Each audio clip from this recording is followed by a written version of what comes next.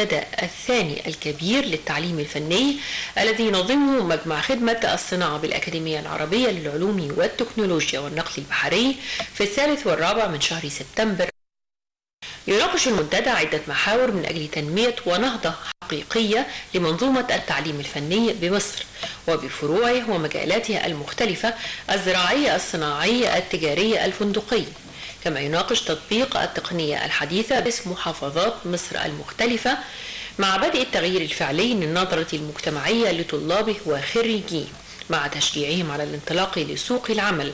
والإنتاج بكافة المهن والحرف والتخصصات التي تم تأهيلهم بها خلال فترة الدراسة بكلا النظامين ال3 وال5 سنوات.